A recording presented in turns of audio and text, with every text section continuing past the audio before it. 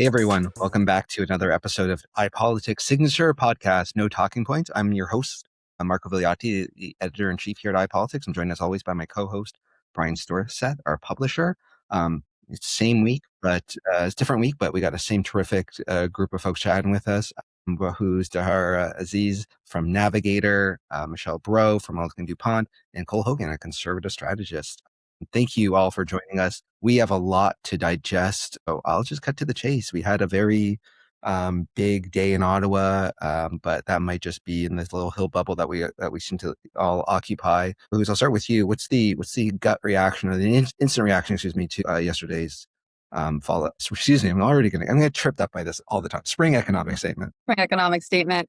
Yeah, it's difficult to say. Spring economic update. So very new to us. So because for the folks who are listening, the reason why it's a little confusing is we were always so used to fall economic statements and budgets being in the spring. So now we're switching it up. I'm also getting used to it, Marco, in terms of the name. But in terms of the content that we saw, I think it's great. And I think people aren't going to find that to be a surprise by any means. You know, starting off from the top, you have your deficit being $11 billion less than it was expected. I think we're definitely seeing those fiscal restraints and the tightening of the purse strings. And we're seeing that pan out. But second of all, we're seeing, the labeling Canada as one of the second fastest growing economy in the G7, second only to the United States. And we're light years ahead of like nations like Germany and Japan. So we're seeing Canada's economy grow in a very uncertain time, in a time where affordability is obviously a massive issue. And on the note of affordability, we're seeing, affordability measures being put in place. We're seeing the grocery rebate. We're seeing movement on more apartment rental builds. And we're also seeing the workforce being prioritized. I thought that was probably the coolest part of this.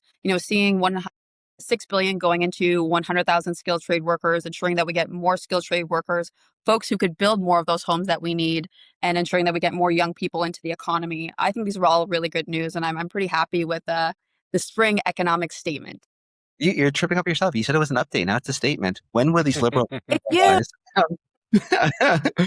Cole, I assume you're not going to have as a rosy perception of yesterday's events as Bahoz did.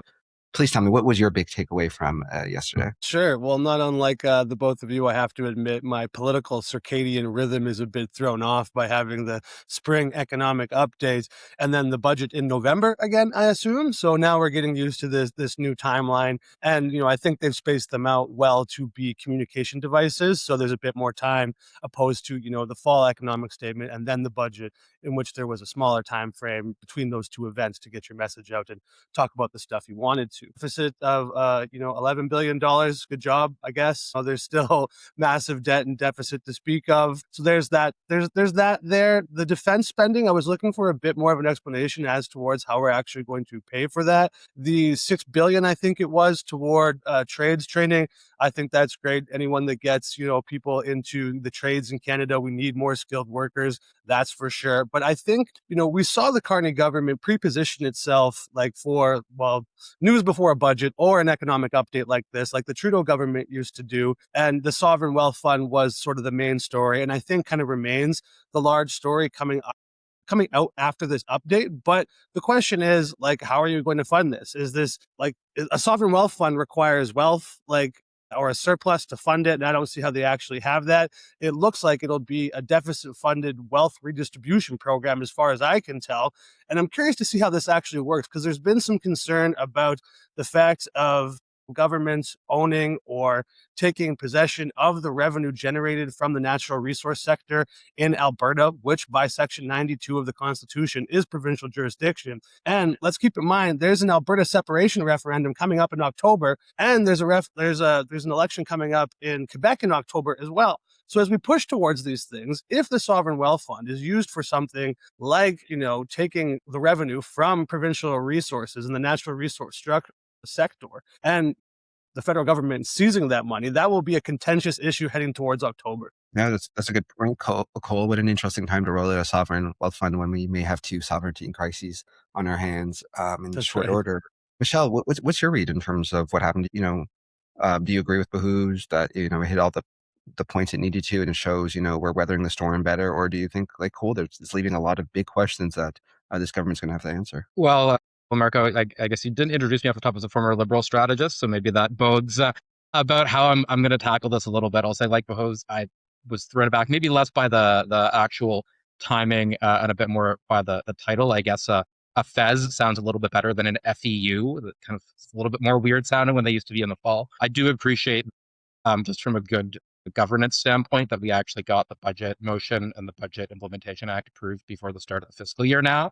And it does actually seem to make sense to have an update at the end of the last fiscal year. So in some ways, this actually maybe seems a bit more sensible than how we were doing it all along. I think in terms of a update versus statement, though, I mean, this was pretty slim. You got the growth fund, or sorry, the Canada Strong Fund, the Team Strong Canada. I'm sure there were 3 or 4 other things that were previously announced that have strong somewhere in the name or build somewhere in the name. Those are really the 2 big things that stuck out to me. A little bit of an update around legislating and expanding some of the powers of the Defense Investment Agency. But I think this was, unlike a lot of the frantic COVID and kind of late Trudeau budgets where, there was just an attempt to placate every political constituency, this actually seems to be someone sticking to plan. And just to Cole's point on kind of how we're paying for the Sovereign Wealth Fund, I would say as a Maritimer, I don't think we ever really minded out east that we were paying for 2 railways and uranium mines and Syncrude and Suncor over the years. So I think that's one of the great things about the Federation is that whenever any region succeeds, they help the entire country get ahead rather than kind of keeping it to themselves. Yeah, that's a good point, Michelle. I had never even thought of referring to the fall economic statement as the fall economic update, and then you have the FEU, which is it's a mess. And what do you read from yesterday's big splashy news day? Seems like even the critics, I think, will acknowledge, and even the supporters, that it wasn't a terribly splashy new item. But I think to Michelle's point, that was kind of the point. This is someone sticking, to the plan that they've, unveiled, trying to point to some points to say, hey, we're actually seeing some success. Yeah. I mean, look, a reduced deficit is a number at the top line is always a positive for any government at any point in the mandate. But I think the concerns raised by CPA on the government falling short on its expected operational savings is something that needs to be identified. I think we need to keep an eye on how the government is following through on some of the projected savings that it looks to have throughout the year. I mean, the fact of the matter is Q2 average Brent crude oil prices was like averaged over $100 a barrel. That's going to mean significant more dollars in from a revenue perspective. I think we also have to continue to, as the government continues to create new agencies and new alphabet agencies left, right, and center on how to spend our money, we've got to make sure we're continuing to hold them to account on the savings side of it as well. Yeah. But does it matter? Like, can I just be blunt here? I saw the fiscal horizon numbers that they threw out. By 2031, they're still projecting that they're going to run a $53 billion deficit. That's higher than most Trudeau era deficits. Are we in the era where these numbers get thrown out, but because of the trade war, obviously we were dealing with COVID, so I think there's a lot less sensitivity around how big the deficit was. But it seems like we're in this weird world where everyone just accepts we're running deficits. The numbers don't seem to terribly faze anyone. At the end of the day, is this really resonating with people if you take a message that we need to start cutting spending? I guess that the question is, like, do these numbers, these massive, massive numbers resonate with regular everyday people at home? I think that that's likely a no, because the reality is most of us have never seen, $1 billion or $1 million, let alone $1 billion, right? So those numbers aren't something that would resonate to the normal person. But what I think does resonate is it's clear that this government is looking to tighten the purse strings. It's clear that they're looking to save and to reduce waste and to reduce any sort of cost inefficiencies. We're seeing that with what they're doing with the federal bureaucracy, but we're also seeing the investments going into the right place. And I think these 2 components are what will really hit well at home for people, where it's not only are you, similar to me, like reducing your budget, similar to every other Canadian who has to reduce their budget currently, but you're also making wiser investments and ensuring that your priorities are in the right place, right? So, I think folks talked a little bit about the agencies that are in the government, not the new agencies. So instead of having a very bloated public service, they've minimized the public service and they're reprioritizing the areas that need to see things through as quickly as possible. District office, for example, right? It's instead of having a variety of bureaucrats all along, we're going to have this very specialized office to get major projects through as quickly as possible to ensure that Canada and Canadians reap the benefits as fast as possible. I know you're talking about. Sorry, go ahead, Brian. I agree with the theory, and it sounds good. My question is, are they actually reducing the bloated bureaucracy? Like, my understanding is yes.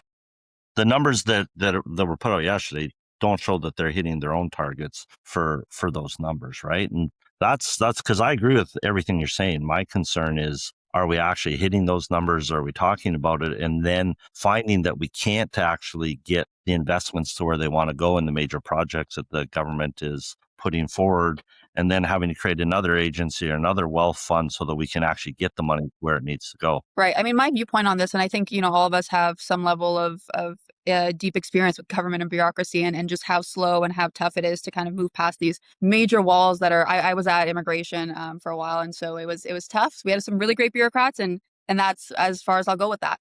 But ultimately, there was a lot of slowness, right? There was a lot of delay. There was a lot of, this, it's always been this way. And it's hard for anybody, even Mark Carney, to get past that. So I think, yes, there probably will face challenges. I think no matter who is prime minister, will face those very deep challenges.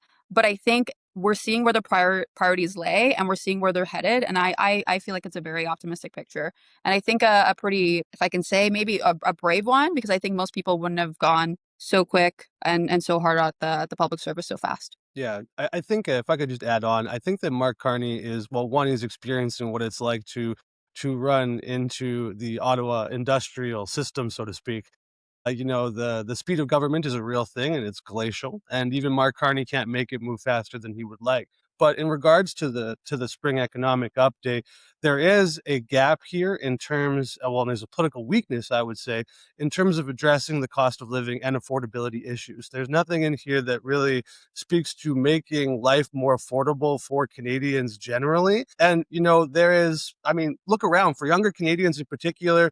Rent is $2,500. A house is $1 million, 1.5 if you're in Toronto, Ottawa, Montreal. Like, where's the relief for this? Enough houses aren't being built. I think I saw at the tail end of last year, there was maybe about 7,000 houses that were built. So we're way off of our targets. And I think that this is a blind spot for Mark Carney and the Liberal government, something that they're trying to address. But I think as time goes on, this is where they're going to be squeezed a bit, because there's some big headline stuff that catches a lot of news, like the Sovereign Wealth Fund, but how are actually Canadians benefiting on a day-to-day basis beyond, GST off groceries, so you can maybe save $100 a year? There needs to be bigger, more immediate relief for everyday people. So, Michel, Marco, to go back to your original question on does the debt or deficit matter? I mean, at the end of the day, it does. I think Liberals and Conservatives still agree on that. At a certain point, as we saw in the 90s, as we saw in Europe a decade ago, if you let your debt get too high, it is going to start to impact your ability to borrow, and you're going to start having interest charges eat up where your actual your revenue sources are going. Canada's nowhere near that. I mean, there's the old phrase in politics, don't judge me against the almighty, judge me against the alternative.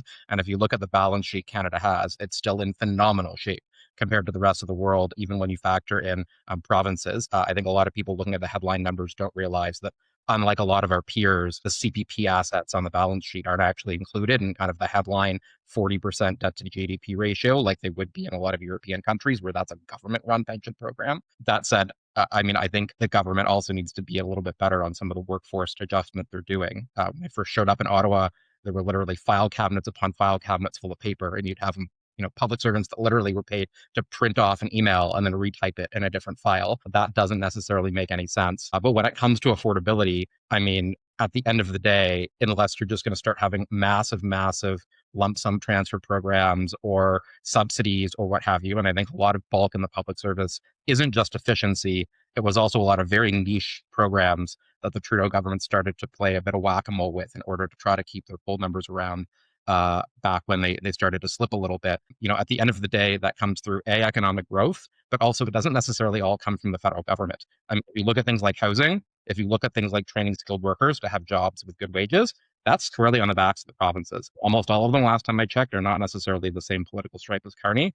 So I think, for the last 5-6 years, it's always been, what's Trudeau doing? What's Carney doing to fix the economy? I mean, what's Doug Ford doing on housing prices? What's Scott Moe doing on skilled trades? What's Danielle Smith doing on the price of groceries? I think we need to be asking those questions to the premiers as well. Do you think, Michel, though, that focus is going to shift? Because obviously Trudeau became a lightning rod of criticism, especially on things like housing. Do you think the fact that Carney maybe has a bit more of a honeymoon period right now, that he's maybe won't kind of become the center point of all that criticism on those issues? Because to your point, a lot of this stuff is done on the provincial level, but I feel like it was really irrelevant back in 2024. Trudeau was the problem for everything was the person responsible for every ill facing his country. So, I mean, I think that was a massive problem. And you had back when you had Chrétien and Martin, you had your more human face the government in Chrétien, and you had your Bay Street person in Martin. That ran into problems once it was just the Martin show. And Trudeau was not the Bay Street person, and the government never really developed that key set of economic voices. Trudeau kind of had to step up and do it. And then on the flip side, they tried to make Freeland, who was maybe a little bit more suited for that type of academic intellectual conversation, try to be the populist messenger at finance. And that didn't work. I think Carney is what he is. I think he needs to be careful because there's been chatter recently about, what's he doing for workers? What's he doing for families? That's not why he was elected. If you cared about affordability in the last election, you voted for Pierre Poilievre. If you voted for Mark Carney, you cared about Canada-U.S. relations, about good governance, about having kind of a steady hand at the tiller. That's what he's delivering. The Angus Reid numbers out a couple of days ago. Yeah, he's not met people's expectations on affordability, but he wasn't elected to address affordability. He was elected to kind of keep things safe and stable until the global geopolitical and economic environment gets a little bit more advantageous to Canada. Well, go for it. I would follow up and just ask, what happens when Mark Carney can't address tariffs and Donald Trump and doesn't get a deal? And also Canadians are facing ever increasing rents and home prices. If you fail on the main thing you were elected to do, and then what are we measuring Mark Carney against? You also said you can judge me by the prices at the grocery stores. If nothing changes on this front and he actually can't get a deal with Donald Trump and the United States and nothing really manifests here, then the whole reason you were elected was for naught. So doesn't that not impact Mark Carney's electoral chances in the next election? And I understand Donald Trump will probably still be president when the next Canadian election happens, and that's to the Liberals' advantage, but they're going to have something to prove, something to show for their time in government domestically as well. Brian, what do you think about that?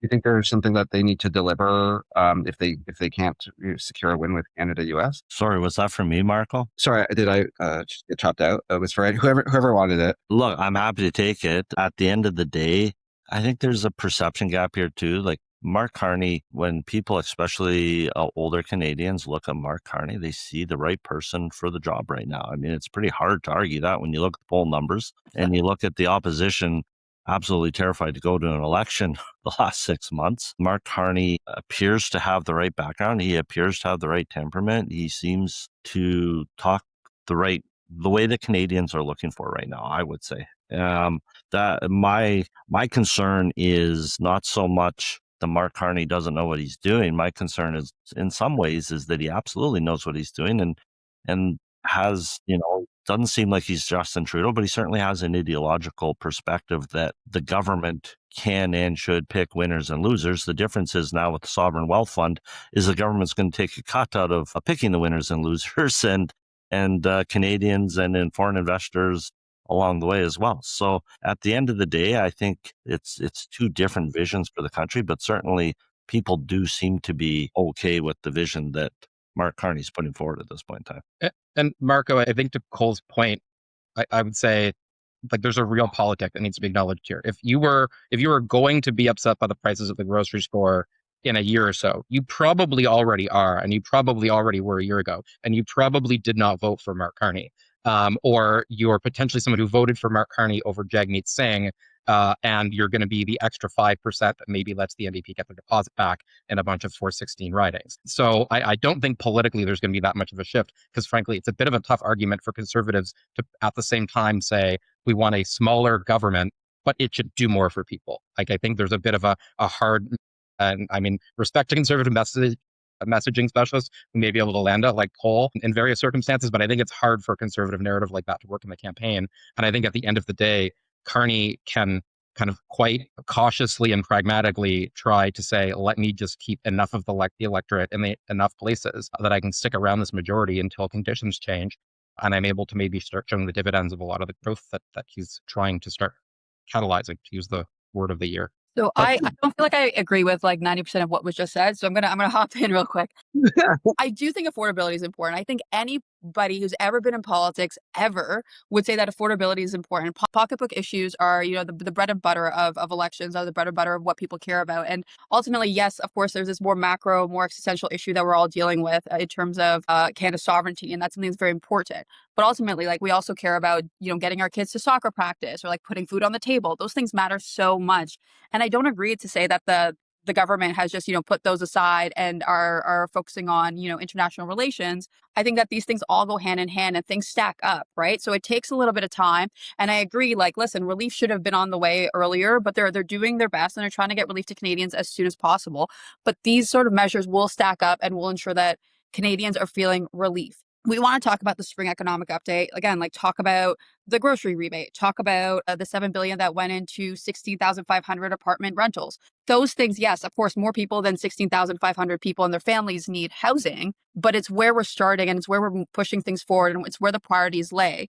And I also think making Canada a richer economy will ensure better economic opportunity for Canadians who are currently here and who need work. So even the skilled worker program, the Canada Strong Team, that is ensuring that people are not only going into the trades that we require to build Canada, but it's also ensuring that they get paid and they get experience. So to say that affordability issues have been put off to the side, I think is for me completely inaccurate. And I think that for Prime Minister Mark Carney and for his team and a lot of the folks that I know there, they're acutely aware that pocketbook issues matter so deeply to people, that affordability matters so deeply to people. We can sit here and say we have a deal with Trump, and if that did happen, and that everything is great. But ultimately, if like someone can't pay their mortgage, it's not going to work. And I think people know that. And so I think it's something that they're definitely working towards. And I did see, maybe we're reading two different spring economic updates. I saw affordability measures in that document. I agree with Bahoz. The affordability is going to be an important issue. Like, I just don't think 1.5% growth rate's very good, and it's not good enough to continue to move us forward. There's different ways to couch it, and certainly it's better than Germany's, and certainly it's better than other countries that don't have the boon of the oil and gas sector in the middle of a Middle East crisis. But I think, look, I give Mark Carney credit that he had the courage of his convictions. He wanted a majority government so that he could put his vision forward for the country. To Cole's point, we're all going to now have a couple of years to let that play out and see if going in and picking 6 or 7 or 8 or 10 projects across the country is going to have the economic boon and help the affordability crisis that Canadians and young people are in, or if it's going to only continue to exacerbate the situation. But at least Mark Carney, I give him credit. He had the courage of his convictions to say, this is what I want. And I think you're actually seeing more of what his vision is now that he has a majority government. And on Canada-U.S, I wanted to shift gears a bit. We had a bit of a interesting week with, it seems like there's two very, very different messages coming from Washington and Ottawa about the status of negotiations. But, I think we are left with this perception that Canada is in no rush to come to the table. I think the Prime Minister is trying to send the message that, hey, I'm on top of this. I know the Americans are hemming and hawing, but don't worry, we have this vision here. I'll start with you, Cole. Is that going to work out? Like, or is there too much anxiety around this issue to give the Prime Minister that much bandwidth? Or does he have, the support of the public? Poll after poll shows he's doing pretty well. Do people trust him to maybe take his time and to get us in the position where we can secure the best possible deal? Yes, they do. Like, undoubtedly, the Canadian public trusts Mark Carney to deal with Donald Trump and tariffs. Like, politically, there's no spinning that. They just do. They trust him to do it. I think even if everything goes topsy-turvy and the world's upside down when dealing with Jameson Greer or any sort of Trump administration appointee or individual, they do trust Mark Carney, even if nothing makes sense and we have no real sense of the negotiating strategy. And I do understand, like, the Liberal defense of not negotiating in public, because you shouldn't. Like, that makes sense. I understand that line.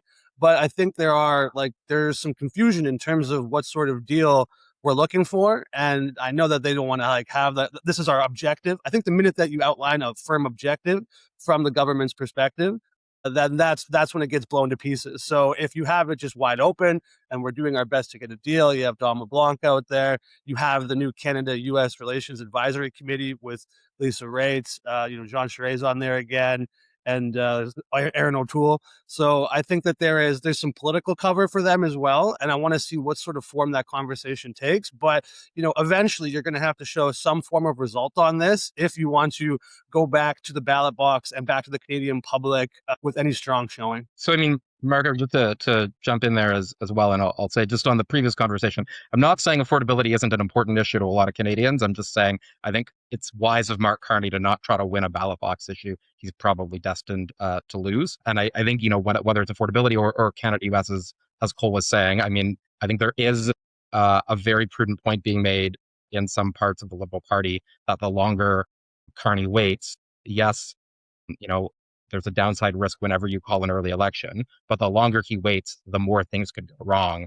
And right now things are going pretty well. So if you think about it just from a pure strategy standpoint, the sooner he's able to extend his mandate, the more likely he's probably going to be about being successful. Because I don't necessarily think when you look at another, more than 2.5 years of Trump, and kind of the continued global, both economic and political situation, Canada might not actually be in a happier, more comfortable place in 2.5 years than it is, say, in a month or in 6 months. When it comes to Canada and the U.S., though, at the end of the day, it's about keeping alliance at bay.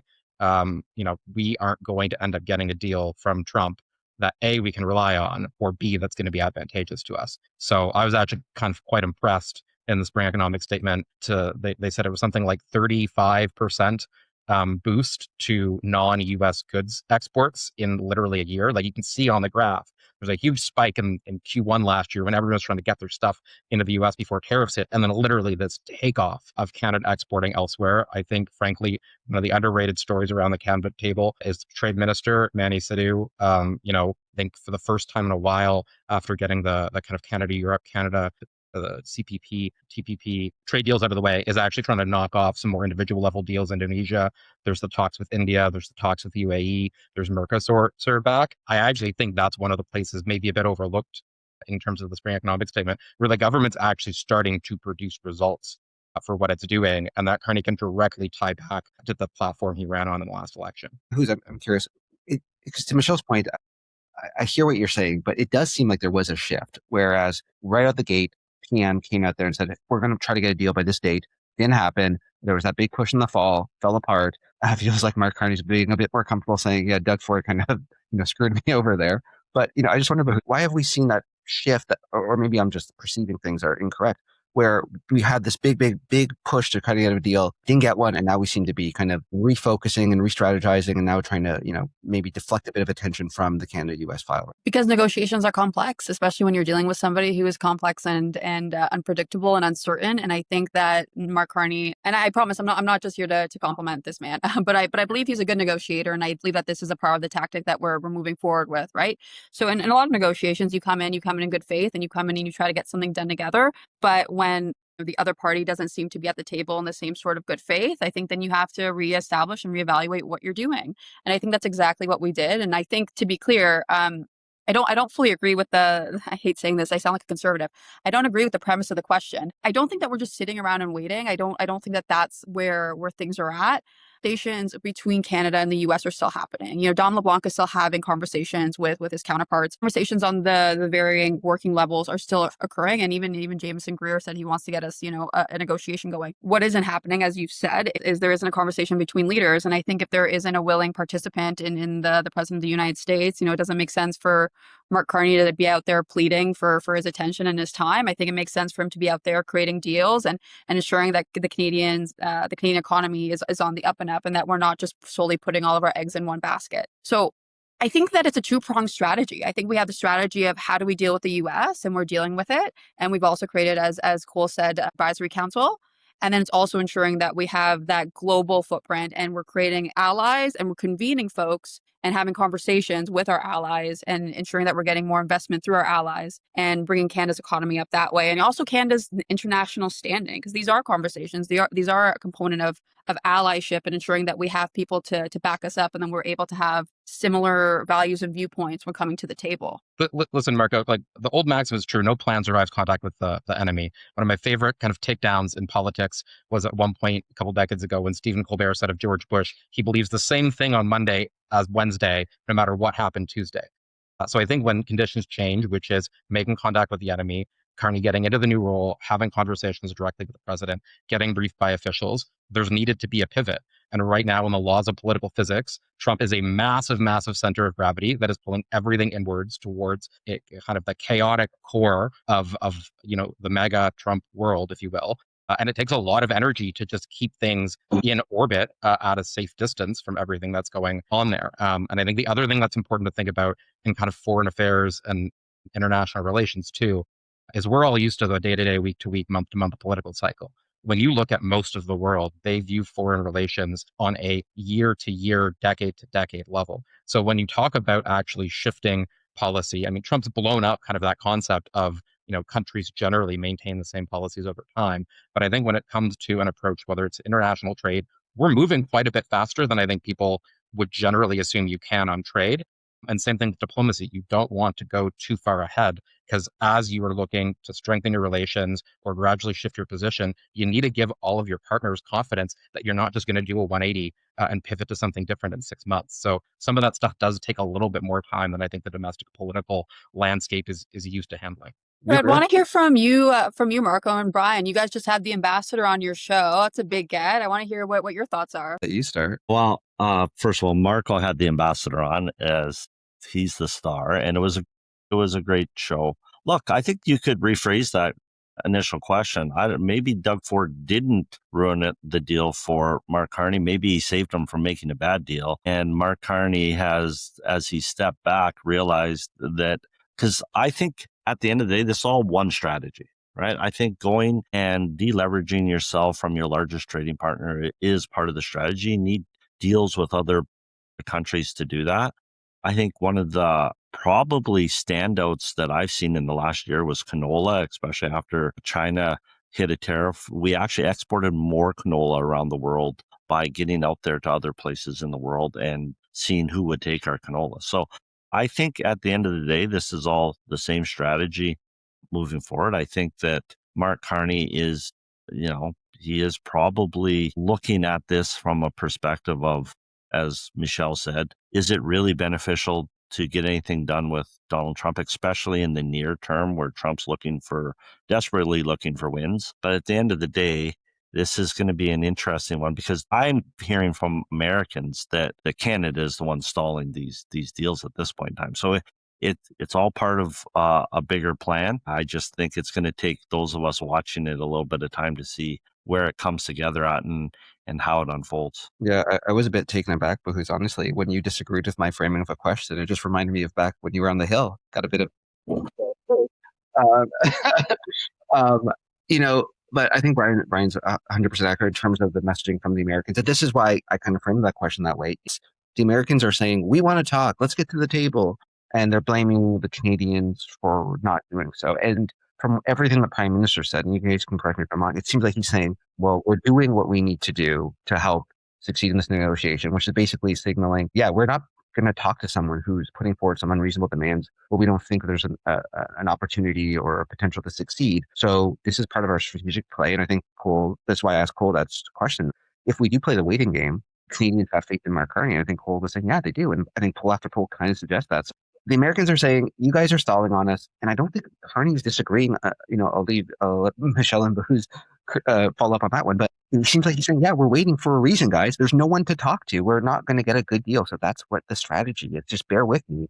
And it seems like people are doing it, at least right now. Well, I mean, Marco, if you look at the spring economic statement, it's come down a little bit over the last year, but it's still, I think, 85% of goods trade with the U.S. is tariff-free. The effective tariff rate is 5%, which is still one of the best in the world. So, I mean, again, comparing Canada against where else we could be, things are pretty good. I think whether it's, whatever side of the whole Doug Ford ad question you might land on, at the end of the day, getting a bit too much attention from the U.S. under Trump has proven not to necessarily be advantageous in terms of your relationship and your negotiating position. So I think keeping your head down, unless there's something that is a smart strategic move, makes a lot of sense.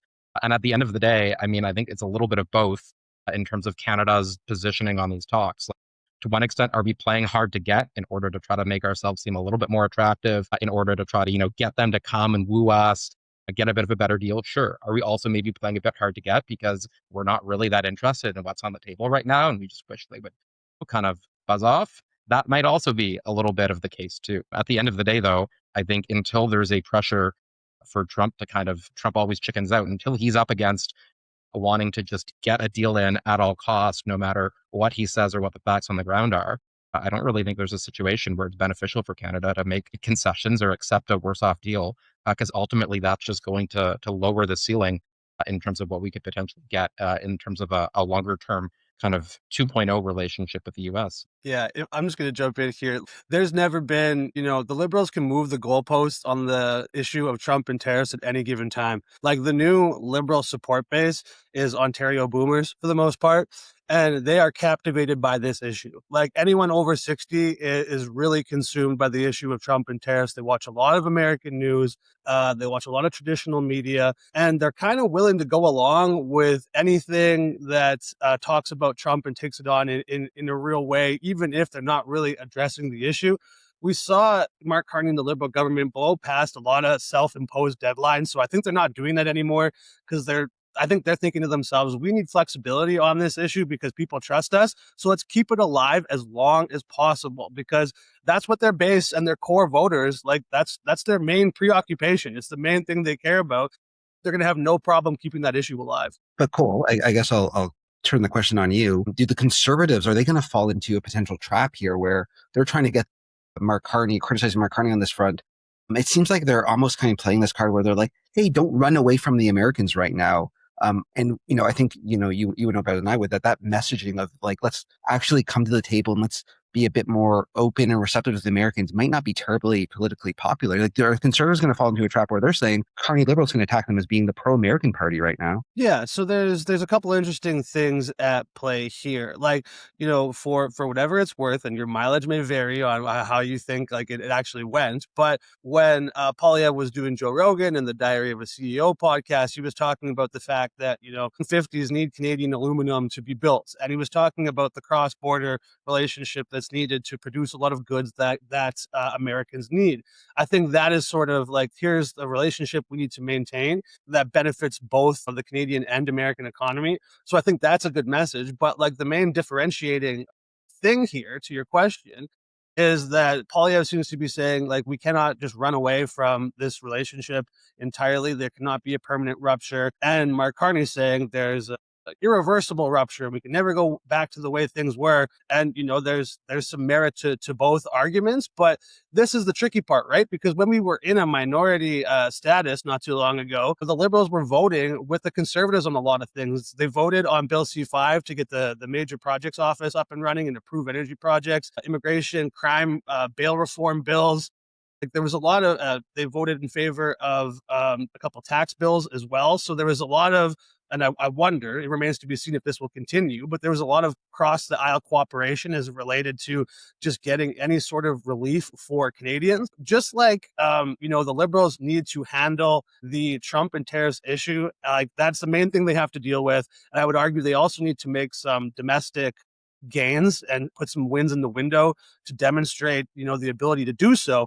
The Conservatives also, while leading on some issues like, I would say, immigration, crime, affordability, and pocketbook issues, they need to have a more cohesive message to talk about Donald Trump in the United States. And with the Conservatives on the Canada-U.S. Advisory Committee and voting with the Liberals on some matters as it relates to getting some relief for Canadians and dealing with the states, that's the tricky part, because we're kind of voting for a lot of their things, a lot of their measures as it relates to the Canada-U.S. fight here, for lack of a better term. But like, how do they differentiate themselves on this issue? And it's kind of tricky because there's the Team Canada approach until there isn't, right? What Marco, I'll to compliment a conservative, because again, apparently I'm being a little bit, I'm not sure to type this podcast. I do think Poilievre, I didn't watch the full Diary of a CEO, but when you look at Rogan, when you look even at the press gallery dinner bit that Poilievre did, I think things were moving in the right direction there in terms of how he was trying to get Canadians to see him. Frankly, whoever was doing the comms for that, I hope he does whatever he can to grab that person, hug them close, lock them down,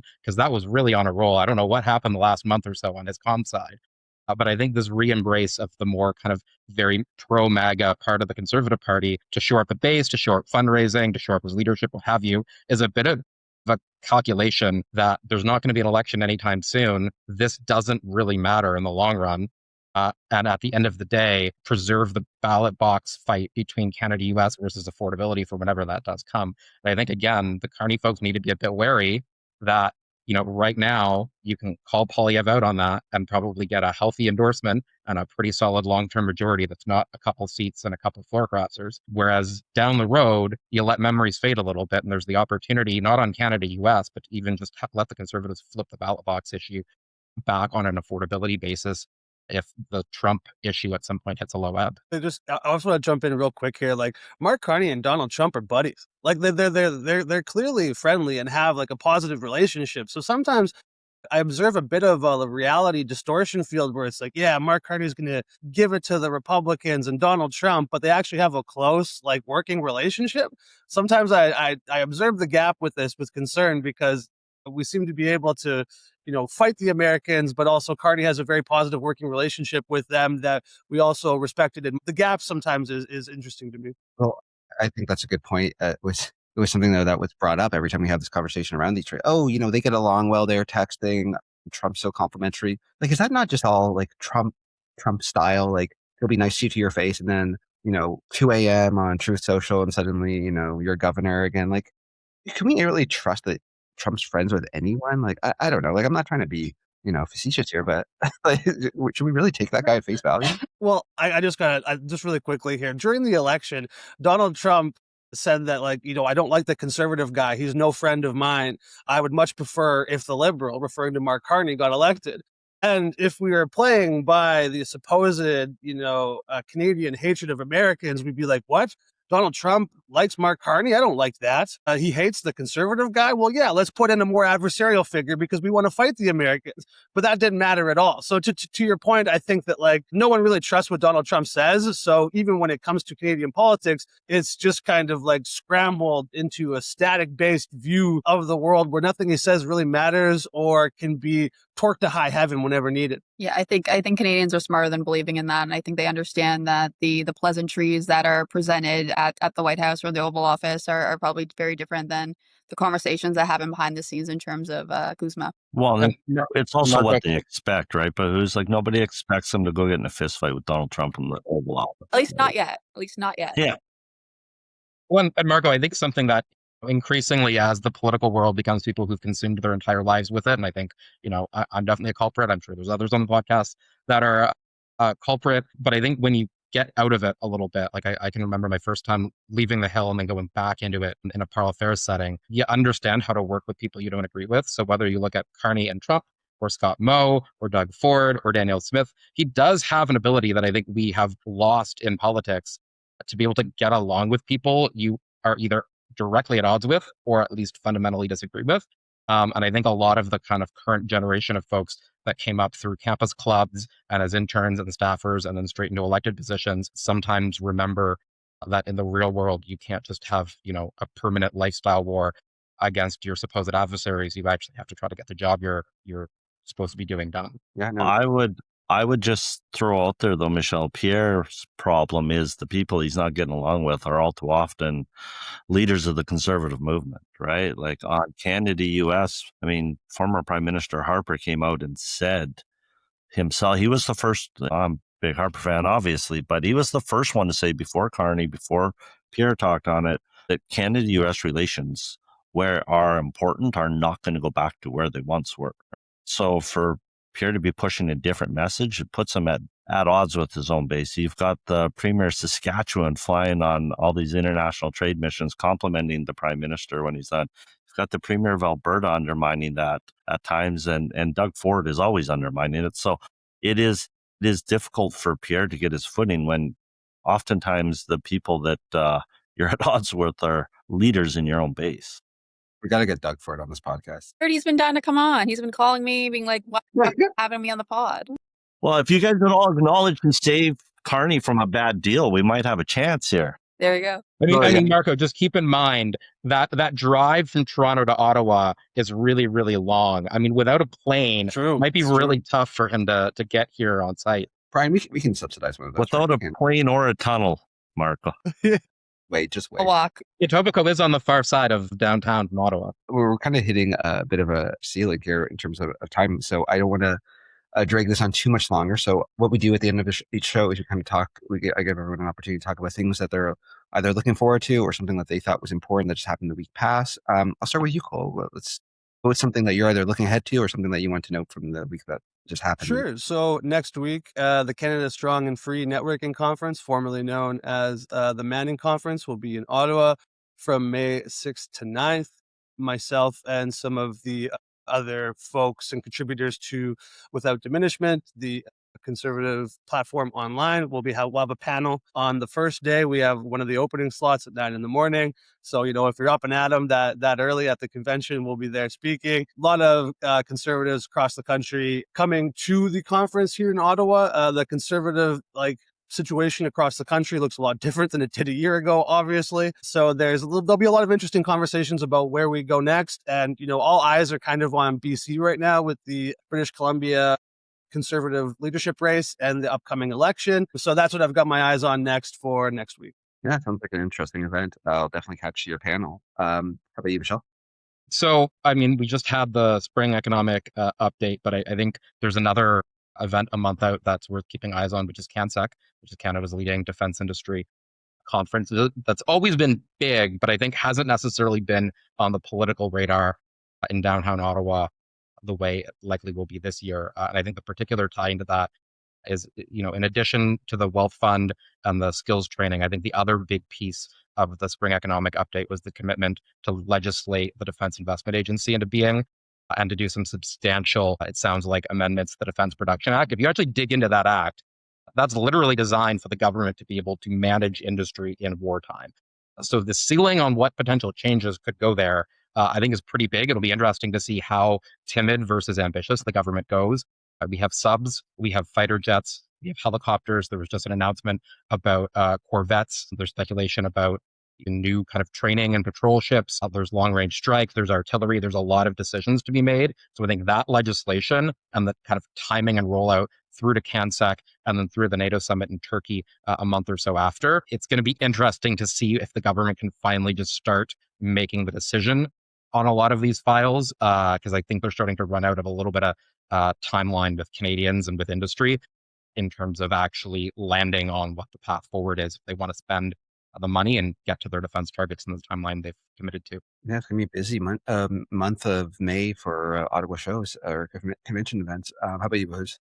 So funny, which I feel like showcases just that me and Michelle are liberal nerds, because I was going to say the same thing. I was so thrilled to see, I swear, I was so thrilled to see that that defense procurement is becoming its own ministry. I'm really excited to figure out what that means. I'm assuming they haven't confirmed it, but I assume that Stephen Fuhrer is going to be the person that's leading it. He's been doing a fantastic job, and he has 20 years as an air pilot himself. So I'm really interested to see how that moves forward, how that progresses our goals in terms of defense spending and showcases Canada's standing on the world stage. So that I think is going to be phenomenal. But since Michelle did take that, I will say something else and maybe a bit more partisan. I'm excited to see how the Conservatives go. I'm excited to see how things progress for them and how Pierre Poilievre either hangs on positively and seamlessly or with a lot of struggle and with maybe a death by 1,000 cuts. I'm intrigued to see how the party, those around him, and, seeing that more moderate conservative grouping move towards Carney and maybe even support Carney. As Brian was saying, you have these premiers that are, going around the world touting how great Carney is. I want to see how those implications play out and how that impacts Pierre Poilievre and the Conservative Party of Canada as a whole, because from what I'm seeing, they don't have anybody waiting in the wings and they don't really have anybody else to replace him currently. So it's like, is he going to finally be able to adapt to a new way of being, or is it going to be, same old, which is what we've been seeing? How about you, Brian? Well, I'm not sure if I said that Premier Moe said the Mark Carney was great, but... Not in so many words, Brian, but that's what... But it seems as you both stole my CanSec piece as well, and I'm not a liberal nerd with it. But My God. I am interested. I've had a tweeter tell me that Premier Ford may be making an arrival at CanSec, so I think I'm interested to see how the provinces start interlaying their public policy moving forward and some of their growth strategy with what the federal government is doing. So I think it's going to be a big month here in Ottawa with everything going on. And I'm also very interested to see who Marco's next guest is on the No Talking Points podcast. I think he's got I think he's got another one coming up. So yeah, I was going to say you guys all had some thoughtful interventions. I'm just going to be a shameless plug and say tomorrow we'll be recording our new special podcast. I have a terrific guest. I won't spill the beans just yet, but I can tell you it will likely go live early next week. Will it be as splashy as Mr. Hawkster? I think so. I think it will get some attention. So please stay tuned for that. And yeah, and I'm just really excited to see how the podcast has grown. And of course, thank you all for joining us in this terrific show. And I look forward to chatting with you all very, very soon. So for all you listening, thanks for staying to with us. We'll be back next week with another episode. Thanks. Thanks, Marco. Thank Bye, you. guys.